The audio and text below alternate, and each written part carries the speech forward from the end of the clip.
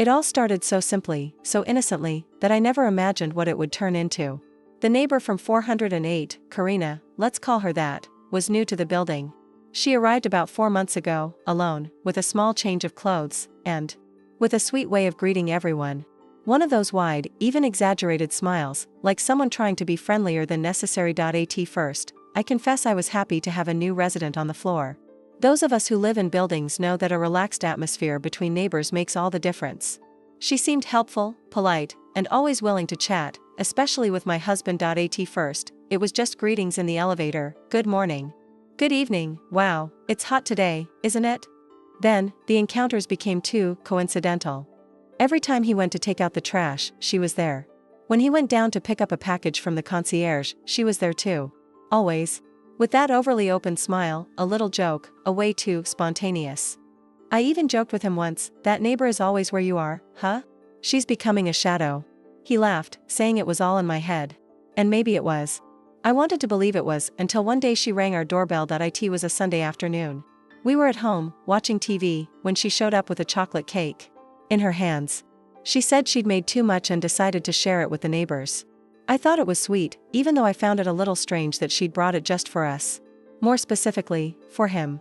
I hope he likes it, she said, looking straight at him, almost ignoring my presence. My radar went off immediately. Something was off. In the following days, she started attracting more attention than I would have liked. One day, he came home with a small glass jar in his hand. The neighbor sent this dessert. She said it's her special recipe. I started to feel uneasy. The neighbor seemed to be marking her territory, using pampering and kindness to create a close relationship. With my husband. One day, the three of us were in the lobby waiting for the elevator. She was overdressed for someone who said she was just going to the grocery store. When the elevator arrived, I got in first, but she struck up a conversation with him, completely ignoring me. It was as if I were invisible. My annoyance turned to attention. I started to pay more attention. I realized she knew his schedule. She knew when he got off, when he got on, when he left with his car. Something was wrong there. It was as if she had set up a routine synchronized with his. There was also the issue with the building's gym. I'd never seen Karina there. But as soon as my husband started working out on Saturday mornings, suddenly she started showing up.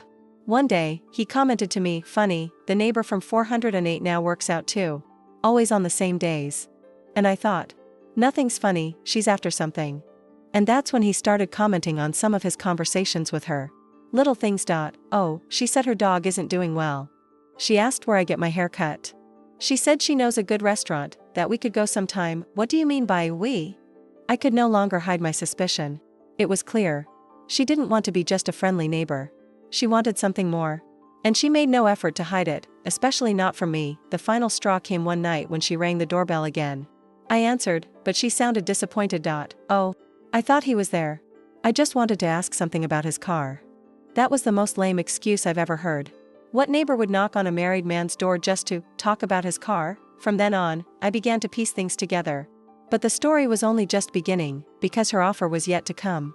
And what no one expected was that the entire neighborhood would discover much more than she'd ever imagined hiding. After that last visit from Karina to our door, saying she just wanted to ask something about his car, I knew it wasn't a suspicion anymore. It was a warning. And if I continued to ignore it, she was going over the edge. I started paying closer attention, not just to her, but also to my husband's behavior. And that's when the signs started to show. He, who always left his cell phone lying around the house, now had it glued to him constantly. He'd put it on silent, face down, and if I asked why, he'd change the subject. Oh, the work group is unbearable. Too many notifications, I preferred to silence them. But I know my husband. It wasn't just that. Besides that, he started leaving the house more. Always with seemingly normal excuses. I'm going down to check the mail, I'm going downstairs to get the delivery, I'm going to take the car for a drive, clear my head. But these outings were becoming more frequent. And when he returned, he had that strange, slightly nervous demeanor, like someone who knew he was being watched. There was also an episode that put me on high alert. I was coming back from the market with some bags and, as I passed through the parking lot, I saw the two of them talking. She was leaning against the wall, laughing, and he was there, looking awkward. When he saw me, he immediately moved away, and she let out an exaggerated, "Hi." As if nothing had happened. It was at that moment that it hit me, she was seducing him. Straight up, that same week, a neighbor from 406, Dona Lucia, stopped me in the elevator and blurted out, "That Karina from 408 is dangerous, you know? She's always making friends with the husbands in the building, be careful, honey." It was like confirmation. I wasn't the only one who noticed. The neighbors were already talking. I was the only one still trying to remain calm, pretending it was all in my head, and then came the most absurd moment of all. It was a Thursday night. My husband was alone in the garage, coming home from work. She showed up. And this time, she offered.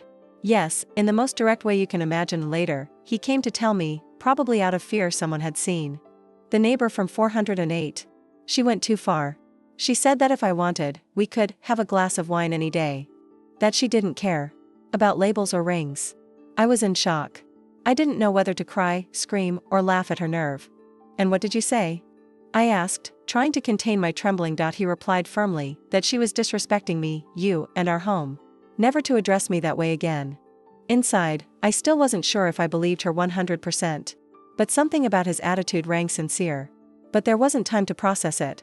Because the next day, the entire building knew the story. Someone, maybe the doorman, maybe another neighbor who saw it, spread the gossip. The condominium's WhatsApp group went up in flames. Karina was singled out. And the nice girl from 408 became the entire condominium's homewrecker, and so, the truth began to emerge.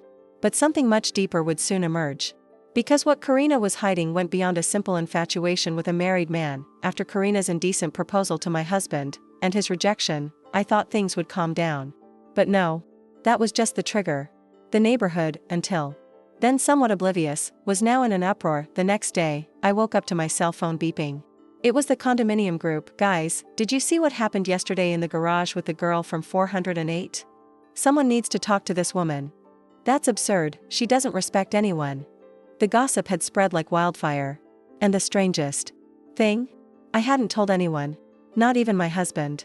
In other words, someone had seen it. The doorman confirmed it later. He said that through the internal cameras, although the audio wasn't clear, he could see her approaching my husband in a very suggestive manner. Then, he walked away, visibly uncomfortable. That reinforced the trust one still had in him. But it only increased my contempt for her. But it didn't stop there. Neighbors began sharing their own experiences with Karina. A kind of silent chain formed. One from 303 said that her husband had also received confusing messages from her, with compliments that crossed the line of friendship. Another, from 201, revealed that she saw Karina flirting with a married resident in the elevator, running her hand through his hair and blatantly flirting. Her image as a good girl, a friendly newcomer, dissolved in record time. She was now seen as the building's threat. A woman who respected no boundaries and seemed to revel in testing people's limits. And that's when the story took an even more surprising turn. The resident of 602, named Renata, decided to go further. She did what no one had done before. She researched Karina's life.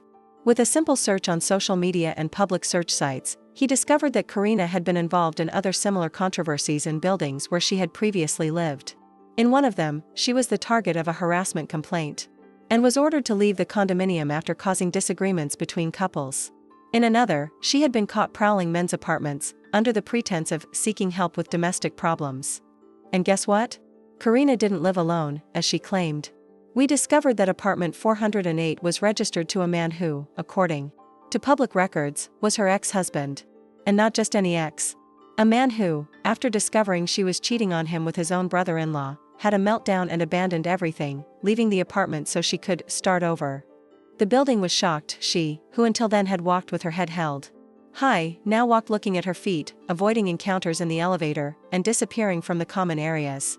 That extroverted, smiling woman had become a shadow of her former self. What was once charming was now isolation, and I confess, as much as I felt angry, I also felt sorry. The truth is, Karina was someone who needed help more than judgment. But the damage she caused, the distrust, the fights between couples, the sidelong glances, the nasty comments, was real. And no one wanted to live with that kind of energy anymore. Shortly afterward, she announced she was moving. She told the building manager that she no longer felt comfortable in the building. And no one tried to stop her. The week of the move, I saw her for the last time. She had her hair tied back, no makeup, unlike the vain woman she'd been before. When we passed in the hallway, she looked at me. For the first time, without mockery. Without provocation. Just a weary look of someone who perhaps, for the first time, had understood the impact of her actions. She simply said, "Sorry," and got into the elevator. I didn't answer. Not for lack of words, but because, in that moment, the silence seemed to say it all. The neighborhood breathed a sigh of relief. And we, as a couple, were strengthened by all this. But the story wasn't over yet. Because sometimes, when the dust settles, you see what's left, or who, in fact, stayed by your side. Karina's departure from the building seemed to have put an end to the story. The neighborhood calmed down, the chatter stopped, the condo group went back to talking about trivial matters, leaks, garage renovations, increased cleaning fees. It was as if everyone wanted to bury it as quickly as possible, but, for me, things didn't return to normal so quickly. Even with Karina gone, something still lingered inside me. I still found myself thinking about the conversations she had with my husband, the times he took a while to return, the looks, the silences, the details I perhaps wished I hadn't seen. No matter how much he'd said no to her proposal, no matter how much he'd exposed the situation, the wound was there. Small, but raw, and that's when the turning point happened, not with her, but with me. In an attempt to better understand everything we'd been through, I decided to have a real conversation with my husband. No arguments, no accusations, no anger. We sat on the porch one random night, and I asked, "Have you ever been tempted? Honestly, please." He took a deep breath, looked me in the eye, and replied, "I felt flattered. But only for a second. Then I felt embarrassed. Because I realized someone was trying to occupy your space. And that made me realize how important you are to me, and how, perhaps, I wasn't showing it."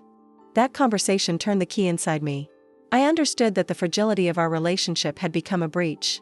Not his fault, or mine, but because the routine, the rush, the lack of time, were silently pushing us apart. And someone out there noticed. The real turning point wasn't the scandal with the neighbor. It was what it sparked between us, the desire to start over. We started hanging out again, like in the beginning. We rediscovered simple habits, a coffee at the corner bakery, a walk without cell phones, an uninterrupted conversation. And with each step, trust returned. Slowly, but truly, Karina left. The memory of her remained. But not as a threat. She became the symbol of a warning life gave us. Either we take care of what's inside our home, or someone out there might try to occupy that space. And just when the neighbors thought the scandal was over, the real story unfolded silently. Inside our home, a couple who almost lost each other, but who, because of a threat, found each other again. If this story touched you in any way, please like, subscribe, and comment below. Have you ever experienced something similar? Your participation makes all the difference.